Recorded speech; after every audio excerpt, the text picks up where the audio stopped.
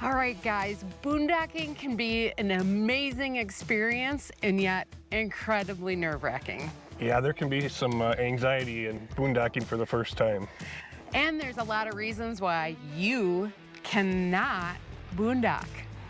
And why you should not boondock. Oh my gosh, especially if you have a Class A. You can't No. boondock in a Class A. Especially without any solar. No, this is all against the rules when it comes to boondocking.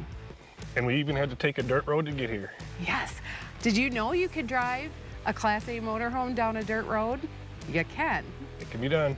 And we did it. And we're having a blast. Yes.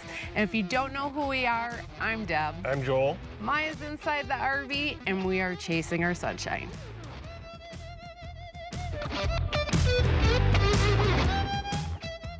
We are literally out boondocking for the first time when we're out in nature. Now we've boondocked at Cracker Barrels and things like that, and at the Albuquerque Balloon Festival. Harvest Host. Harvest Host, but this is the first time we're in the middle of nowhere. All right, come here. Hi. Oh, look at this puppy. All right. Maya and I have the inside of the RV all packed up. This is the first time we are going real boondocking. GPS coordinates, not a campground. We're meeting our friends, Sean and Matthew from Broken Dreams Reborn out there, and they are going to basically be giving us a boot camp, Boondocking 101, as they always boondock and rarely stay in campgrounds. But we're gonna do it. And we're gonna take you along with us for this fun. Maya's excited. So let's go check on Joel. We've been staying at Encore Park in Benson, Arizona. Full hookups, 50 amp, really nice level site. It is all gravel. But let's see what Joel's up to. Finishing up disconnecting the water, that's what I'm up to. I'm gonna give this real boondocking a try. GPS coordinates, not in a campground, Not a campground, not a Harvest Host, not a city park, not our driveway. Actually in the middle of a field in the wilderness. Yikes.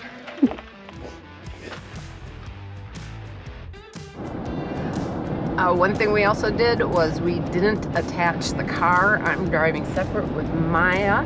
So the girls are in the car jamming out to music. Well, Joel's behind us in the RV as it was only a 45-minute drive from the campground down to the boondocking site. Pretty excited. It's a nice drive down here, very beautiful, down to the Sonoita area.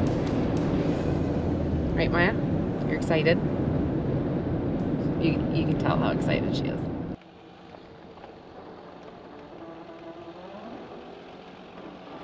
So Joel just got out and looked. Goal.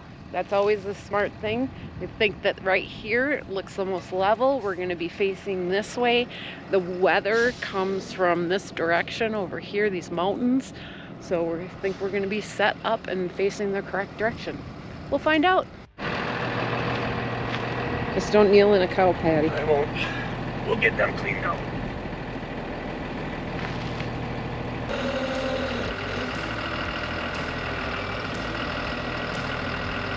A little more and stop.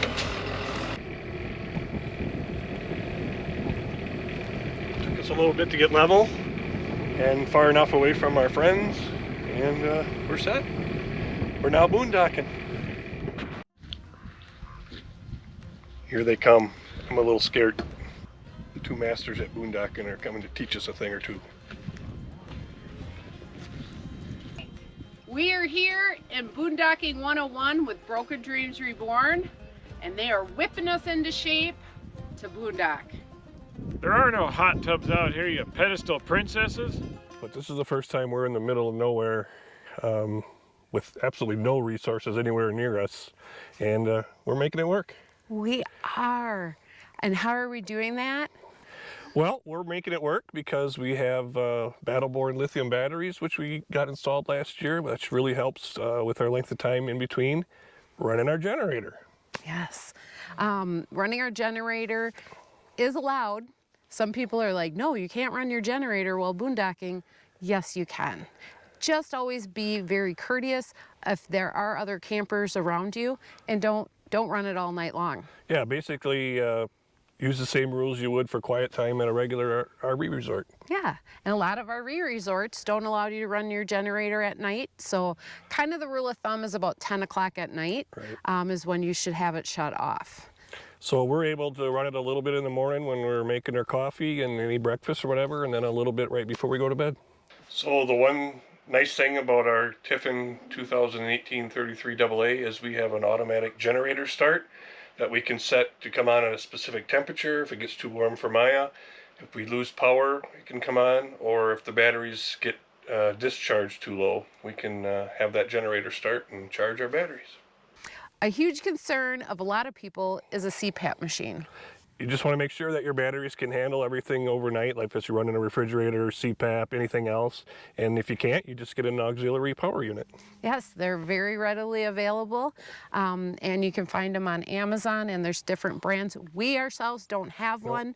We kind of are starting to research to have one because when we head to Alaska, that might be very handy to have. What did we do now? You didn't show up with a full propane tank? Drop it, give me 15.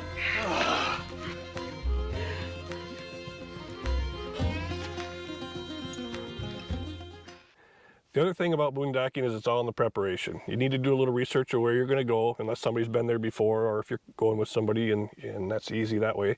But you also want to have your resources ready. Make sure your water tank's full and your gray and black tanks are empty.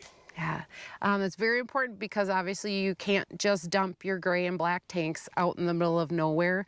That's frowned upon and illegal in some states. In most states, yes. We did fill our water before we came here. We have 90 gallons. We've been here for 5 nights, and we've only used about 33% of it, so we got plenty of water. All right, and our tanks are currently showing still that they're at 0. So we've been good at conserving the water going down into the tanks as well. We use a lot of our water to put out the fire at night at the campsite. Do you know where you are?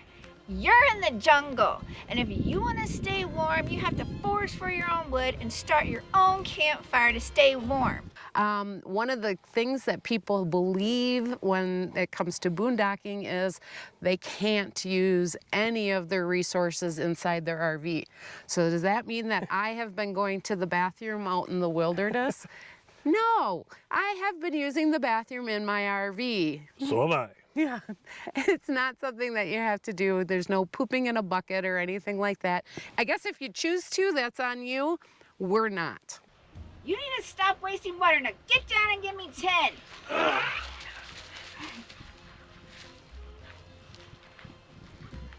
The 2 most popular apps to find boondocking locations for RVers are iOverlander and Campendium. Right. The spot we're in, we were given the coordinates by some friends that are actually with us, so we didn't have to use that for this one, but we'll be using that in the future. This is nature. Smell the fresh air. Ugh, yuck. I think I just sniffed a cow patty. All right, we are absolutely loving our boondocking site. One thing though that we have to say you do need to pay attention to out here is watching where you step while you're walking, as there are piles of cow poop because the cattle are free range here and come right through. They stay away from the RVs from what we've heard. We haven't had any issues with them, but some people have said it come right through this campsite here. And the other thing that's really cool to see, and we've been watching them basically all day, are the pronghorn antelope. Got some pronghorns about 70 yards in front of the RV. Cows were in earlier today, now the pronghorns are moving in. Gotta love boondocking. But the sunset is going down. We're gonna make dinner and then we're gonna go hang out at the campfire with Matthew and Sean. Have a good evening.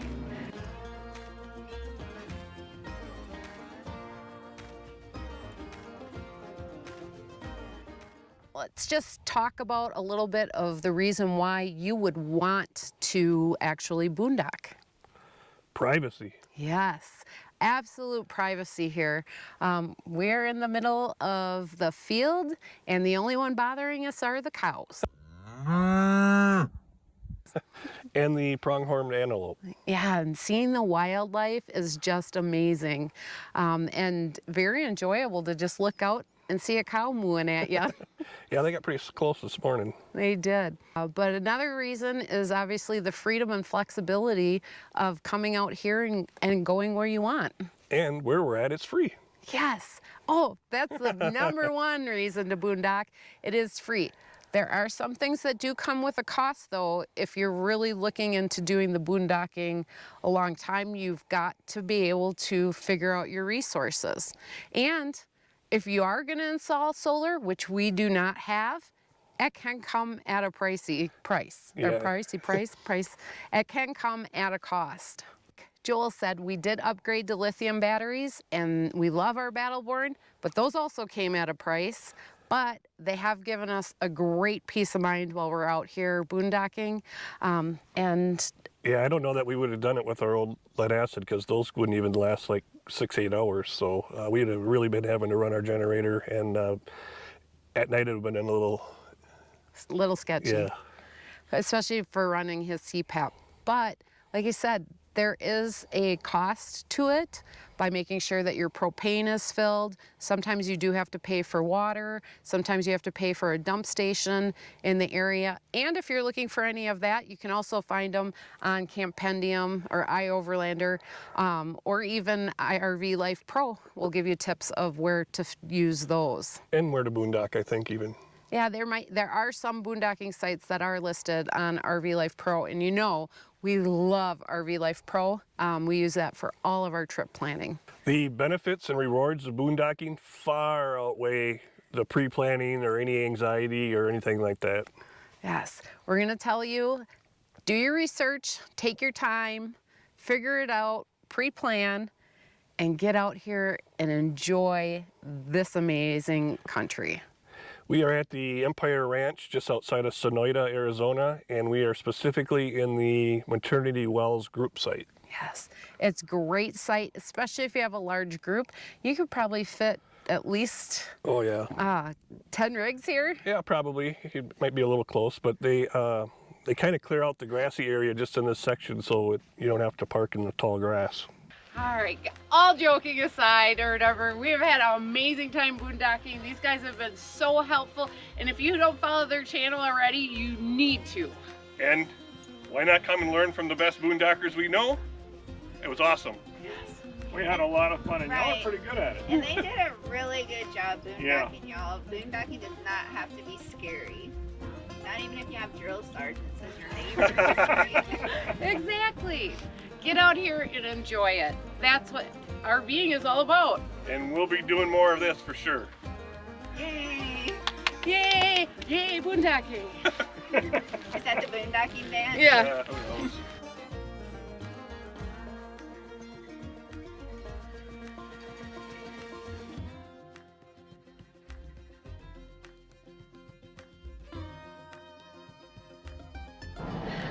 I would have to say this is probably one of the most beautiful locations that we've ever had to hook up our car to the RV to tow out of here. And there's antelope running right here, right next to us right now. To